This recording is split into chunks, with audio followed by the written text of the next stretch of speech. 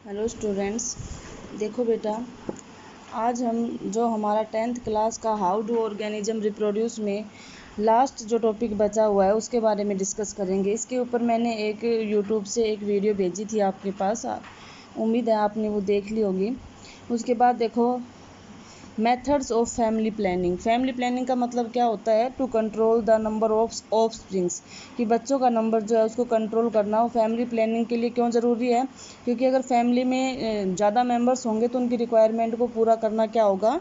मुश्किल होगा। इसके लिए शॉर्ट फैमिली हैप्पी फैमिली एक बार ये स्लोगन भी आया था।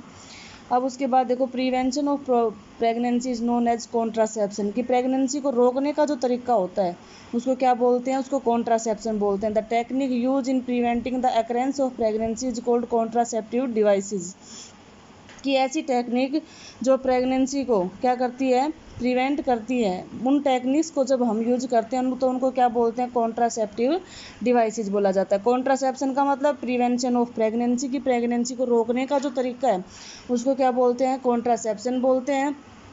और जो ये जो टेक्निक्स हम यूज करते हैं प्रेगनेंसी को रोकने के लिए उसको कॉन्ट्रासेप्टिव डिवाइसेस बोलते हैं।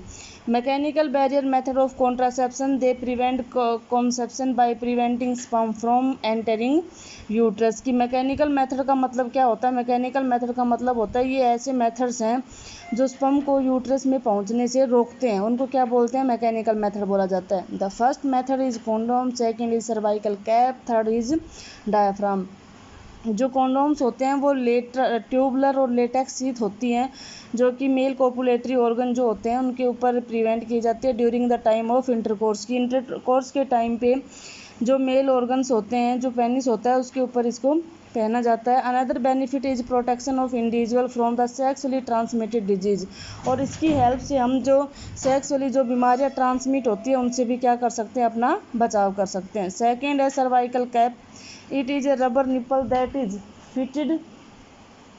फिटेड ओवर द सर्विक्स, की सर्वाइकल कैप जो होती है ये एक रबर की निपल होती है जो कि सर्विक्स के ऊपर क्या किया जाता है? इसको फिट किया जाता है। Means it is a female contraceptive. Diaphragm, it is a tubular rubber sheath which is flexible metal और spring ring at the margin which is fitted inside the vagina, कि इसको फिर क्या किया जाता है? वेजाइना के अंदर फिट किया जाता है। मीन्स ये मैकेनिकल मेथड है। जिस मेथड में या जिस कॉन्ट्रासेप्शन में कुछ यूज किया जाता है, एक्सटर्नली कोई इंस्ट्रूमेंट यूज किया जाता है जो कि प्रेगनेंसी को रोके, उसको सबको क्या बोलते हैं? मैकेनिकल मेथड बोलते हैं। इसमें कॉन्डोम, सर्वाइकल कैप और डायफ्राम, ये ध्यान रखना। इनके एग्जाम्पल के नेम ध्यान रखना।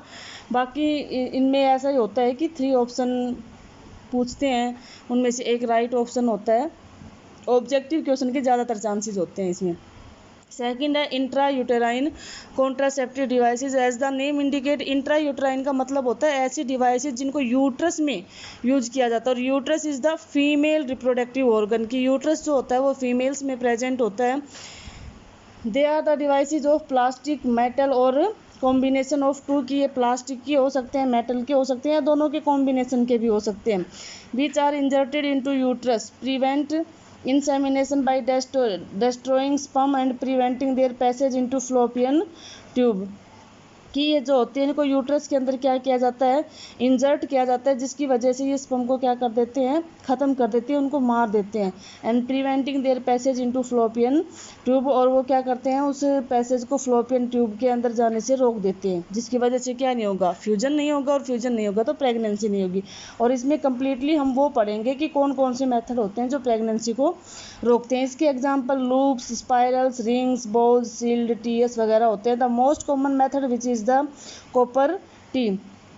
कॉपर टी जो होती है वो कॉपर आयन रिलीज करती है, जिसकी वजह से स्पर्म्स जो होते हैं उनकी डेथ हो जाती है और प्रेगनेंसी नहीं हो पाती। नेक्स्ट है hormonal method of contraception. Hormonal method का मतलब होगा जिसमें हार्मोन्स के अंदर कुछ चेंजमेंट किया जाता है। They are use for women for suppressing the production of ovum through inhibition of FSH, कि ये वो womens, they are use by the womens, ये वुमेन्स के अंदर यूज की जाती है जो कि क्या करती है? एफएसएच के लेवल को स्प्रेस करती है। एफएसएच का मतलब होता है follicular stimulating hormone. Follicular stimulating hormone, और फॉलिकुलर स्टिमुलेटिंग हार्मोन जो होता है वो फीमेल में रिप्रोडक्टिव साइकिल को चलाने में हेल्प करता है। Oral pills they contain progesterone, oral pills जो होती है उनके अंदर प्रोजेस्टेरोन होता है। इम्प्लांट और मॉर्निंग आफ्टर पिल्स होती है। ओरल पिल जो होती हैं ये ऐसी टैबलेट होती है जिनको माउथ के थ्रू लिया जाता है। आइदर वो प्रोजेस्टेरोन की बनी होती है या फिर वो इस्ट्रोजन की बनी होती है। और इस्ट्रोजन और प्रोजेस्टेरोन दोनों ही क्या होते हैं, हार्मोन्स होते हैं जो फीमेल में प्रेगनेंसी का कारण होते हैं। Implants they are subdermal devices which provide long term contraception की, ये वो कॉन्ट्रासेप्शन की डिवाइसेज होती हैं जो implants they are the subdermal devices which provide long term contraception, ये ऐसी होती है जो काफ़ी लंबे टाइम तक हेल्प की जाती है।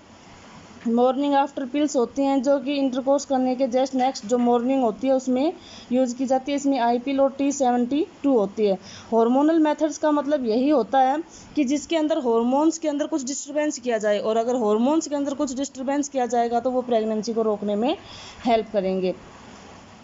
हार्मोनल मेथड में कॉज सम साइड इफ़ेक्ट, ये कुछ साइड इफ़ेक्ट कर सकते हैं, इसलिए इनको ज़्यादा यूज़ नहीं करना चाहिए, इसलिए ये ज़्यादा बेटर मेथड माना भी नहीं जाता। ठीक है, ये क्या आता है, हार्मोनल मेथड। नेक्स्ट है केमिकल मेथड ऑफ कॉन्ट्रासेप्शन। इसके अंदर cream, jellies and foaming tablets use की जाती है जो कि क्या करते हैं, स्पर्म्स को किल करते हैं। फिर उसके बाद रिवर्सिबल स्टरलाइजेशन, ये सर्जिकल जो टेक्निक्स होती हैं वो होती है जो स्पर्म्स को क्या करती है, उनके प्रिवेंट को, उनके पैसेज को रोकने का काम करती है। इन मेल्स एंड ओवा इन फीमेल्स, मेल्स में स्पर्म के और फीमेल में किसके, ओवा के। This technique is called reversible because by another surgical process the passage way can be restore. इसको रिवर्सिबल इसलिए बोला जाता है कि किसी दूसरे सर्जिकल मेथड से इनको रिस्टोर भी किया जा सकता है।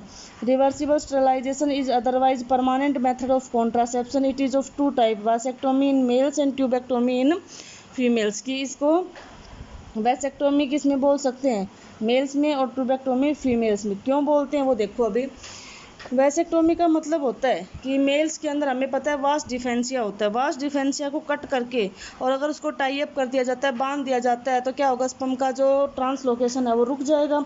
और स्पर्म का ट्रांसलोकेशन अगर रुक जाएगा तो फिर क्या होगा कि स्पर्म के ट्रांसलोकेशन के रुकने की वजह से वो आगे जाके फ्यूज़ नहीं हो पाएगा, और वो फ्यूज़ नहीं हो पाएगा, इस वजह से क्या होगा कि प्रेगनेंसी नहीं हो पाएगी। ट्यूबेक्टोमी जो होती है जिसमें फ्लोपियन ट्यूब के पार्ट को कट करके टाई अप किया जाता है और ये ओवा के ट्रांसपोर्ट को आगे रोकता है। ये वैसेक्टोमी एंड ट्यूबेक्टोमी ये दोनों सबसे मेन है। इसमें दोनों में डिफरेंस ध्यान रखना, वैसेक्टोमी में वास डिफेंस को, ट्यूबेक्टोमी में फ्लोपियन ट्यूब को। वैसेक्टोमी मेल्स में होता है, ट्यूबेक्टोमी फीमेल्स में होता है। ये स्पर्म के ट्रांसलोकेशन को रोकता है और ये ओवा के ट्रांसलोकेशन को। नेक्स्ट है सेफ पीरियड या रिदम मेथड ऑफ कॉन्ट्रासेप्शन, कि जो फर्टिलिटी टाइम पीरियड होता है वो नॉर्मली हमें पता है कि 14 डे पे क्या होता है, ओव्यूलेशन होता है। तो अगर इन जो 14 से 16 डेज का जो टाइम पीरियड होता है उस टाइम पे अगर इंटरकोर्स नहीं किया जाए तो वो प्रेगनेंसी को रोकने में हेल्प करता है, लेकिन ये ज़्यादा सेफ टाइप नहीं है। अबॉर्शन जो होते हैं वो अनवांटेड प्रेगनेंसी को टर्मिनेट करना होता है, मीन्स अगर प्रेगनेंसी हो जाए तो फिर उनको रिमूव करना। लेकिन इसको फीमेल फोर्टिसाइड को बढ़ावा देने में भी यूज़ किया गया, मीन्स कन्या भ्रूण हत्या में, इसलिए इसके ऊपर क्या है, बैन है। तो कई बार आता है कि कौन सी टेक्निक पे बैन है, अबॉर्शंस पे बैन है।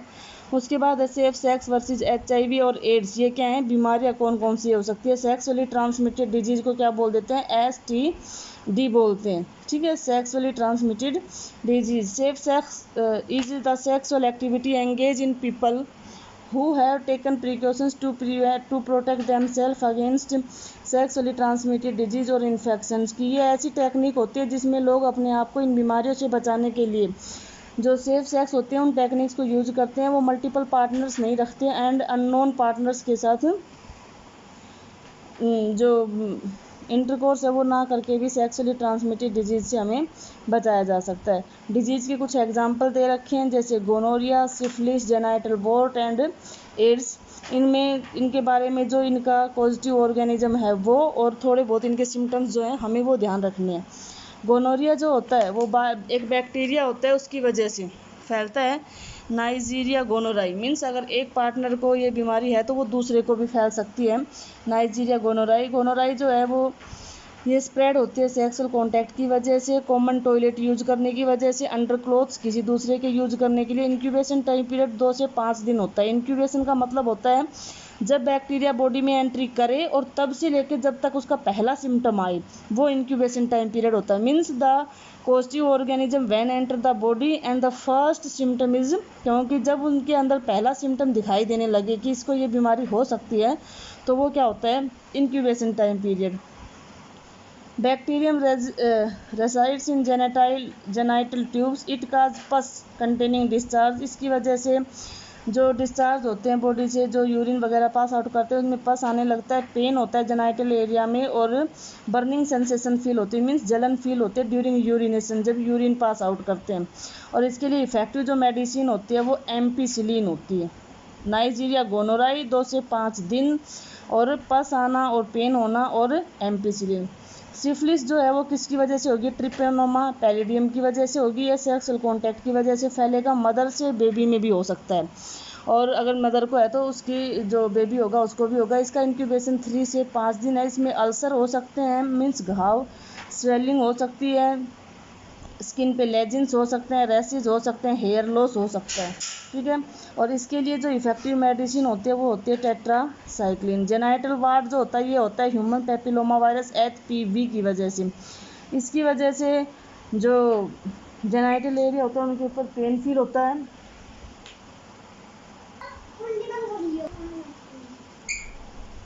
वो जो जेनाइटल वार्ड्स होते हैं ये ह्यूमन पैपिलोमा वायरस की वजह से होते हैं। इसमें आउटग्रोथ होने लग जाते हैं जो जेनाइटल एरियाज होते हैं उनके ऊपर, और इन्फेक्शन जो होता है वो वेजाइना, सर्विक्स वगैरह में भी फैल सकता है। इसके लिए क्रायो सर्जरी होती है, मीन्स सर्जरी से उन अल्सर्स को निकालना, और पोडोफाइलम जो होते हैं वो प्रिपरेशंस इसमें इफेक्टिव होते हैं। एड्स हमने जैसे पढ़ा भी, एड्स की फुल फॉर्म ध्यान रखना, एक्वायर्ड इम्यूनोडेफिशिएंसी सिंड्रोम। HIV की क्या होती है, HIV कहाँ है, अभी हमने पढ़ा था HIV और एड्स, ठीक है। HIV की फुल फॉर्म होती है ह्यूमन इम्यूनोसोर्बेंट वायरस, ठीक है। अब उसके बाद है ये किसकी वजह से फैलता है, HIV की वजह से, मीन्स ह्यूमन इम्यूनोडेफिशिएंसी वायरस की वजह से ये फैलता है। सेक्सुअल कॉन्टैक्ट की वजह से फैलता है, अगर मीन्स हस्बैंड वाइफ में दोनों में से किसी एक को है तो वो दूसरे को भी हो जाएगा।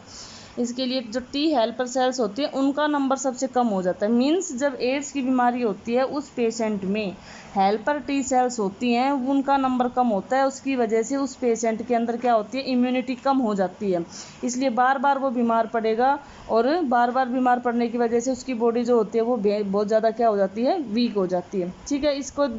इसका पता लगने में कुछ महीनों में भी पता लग जाए, और नहीं पता लगे तो 27 से 28 मंथ तक, मीन्स 2-3 साल तक भी पता इसका नहीं लगता, इसलिए ये ज़्यादा सीरियस होती है। इसके लिए ART को यूज किया जाता है। ART होता है एंटी रेट्रोवायरस ट्रीटमेंट, मीन्स इस वायरस के अगेंस्ट कुछ टैबलेट्स दी जाती है, वो हमें यूज करनी पड़ती है।